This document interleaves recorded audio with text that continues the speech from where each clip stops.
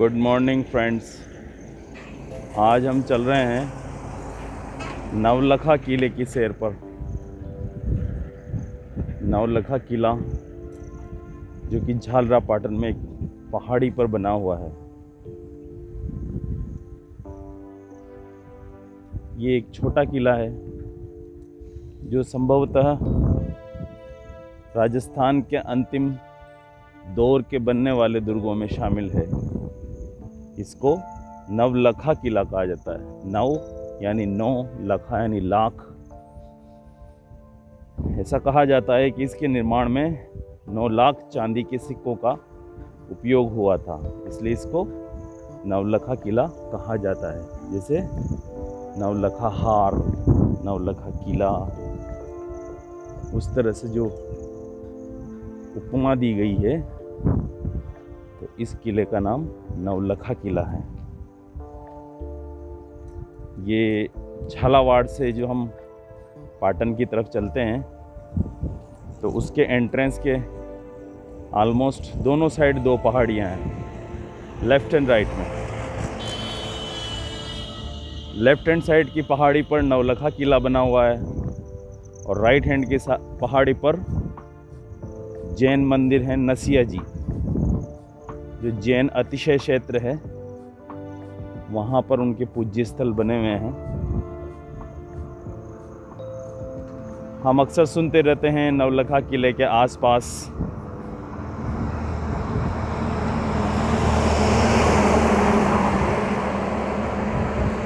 अक्सर गर्मी में आग लग जाती है।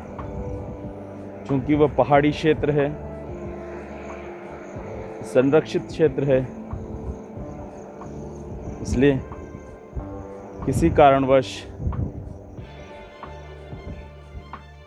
अमूमन हर गर्मियों में वहाँ पर आग लग जाती है किले के बाहरी क्षेत्र में, और अक्सर वो रात में भी जलती हुई दिखाई देती है। तो नेक्स्ट दिन उसके फोटो अखबार में आते हैं। तो ये एक कारण है जिससे नवलखा किला अमूमन सुर्खियों में रहता है।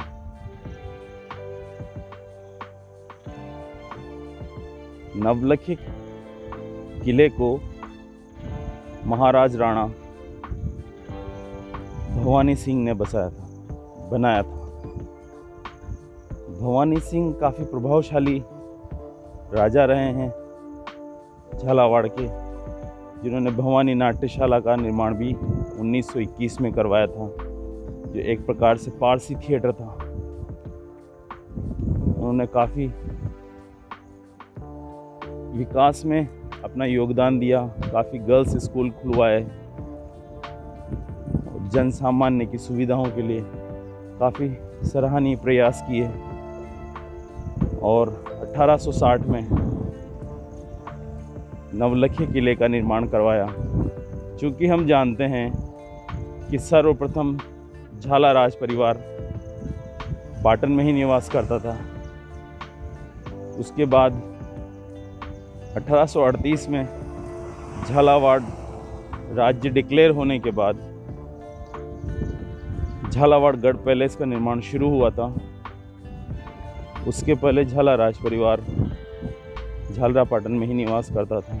इसमें हमने देखा है मदन विलास पैलेस, द्वारकाधीश मंदिर का जो कॉम्प्लेक्स है वो, और अन्य कई इमारतें रही होंगी।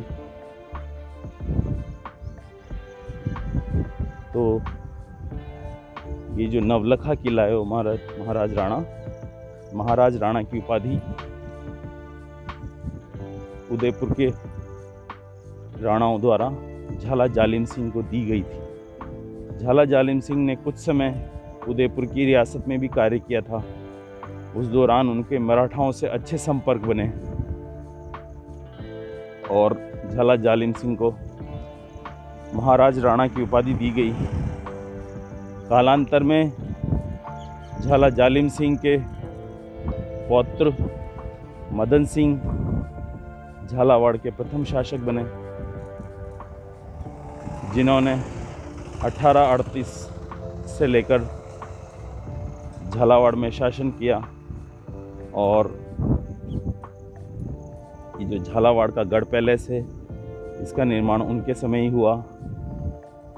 झाला जालिम सिंह के समय जब ये छावनी उम्मेदपुरा था, पाटन और झालावाड़ का एरिया, उस वक्त पाटन में काफ़ी हवेलियाँ थी और काफ़ी एक सुंदर छोटा नगर था।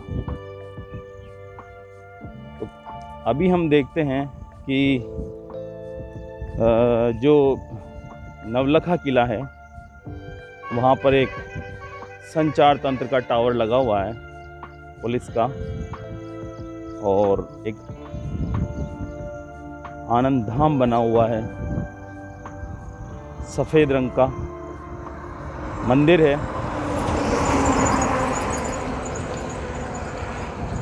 जिसमें काफ़ी देवी देवताओं की मूर्तियां स्थापित हैं।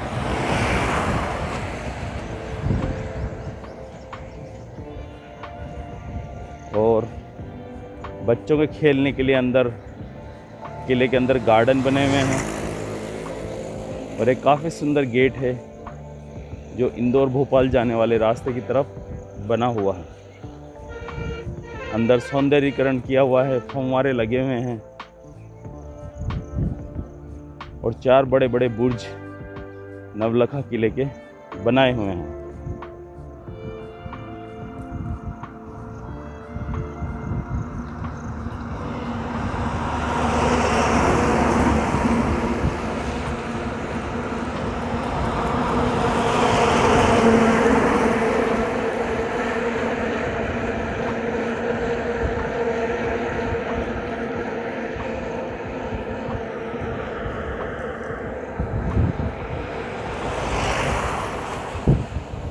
कोरोना लॉकडाउन के पहले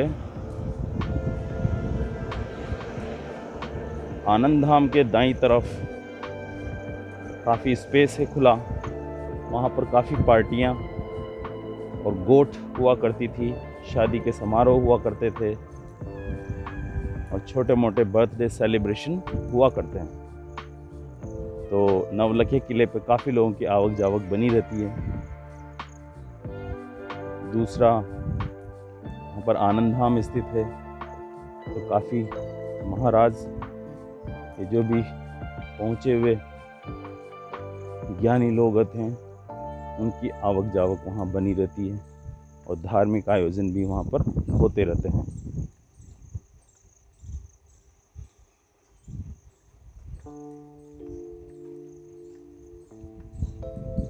जो चंद्रावती नगरी थी वो मुख्यतः अफीम, कॉटन और तेल निकालने वाली जो दालें हैं, जो फसलें थी, उनके ट्रेडिंग का मुख्य क्षेत्र रहा है। झालरापाटन नगर को जो परकोटे में बांधा गया था, उसका मुख्य कारण था पिंडारियों का आक्रमण। जो अमीर खां पिंडारी थे, उनके द्वारा काफ़ी लूटपाट यहाँ पर की जाती थी, और जो लोकल डाकू थे वो भी यहाँ पर काफ़ी लूटपाट किया करते थे। इसलिए इसको परकोटे में सुरक्षित रखा गया। इसके जो दरवाजे हैं अभी, उसमें इमली गेट, लंका गेट, सूरज पोल और गिंदौर दरवाजा, 4 दरवाजे चारों दिशाओं में बने हुए हैं।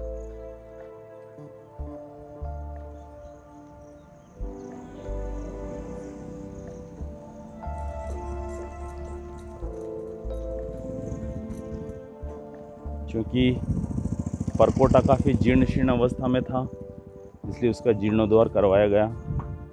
अभी सारे गेट्स की मरम्मत हो चुकी है, उन पर कलात्मक रूप से डिज़ाइन बनाई गई हैं, तो उनके नाम लिखे गए हैं।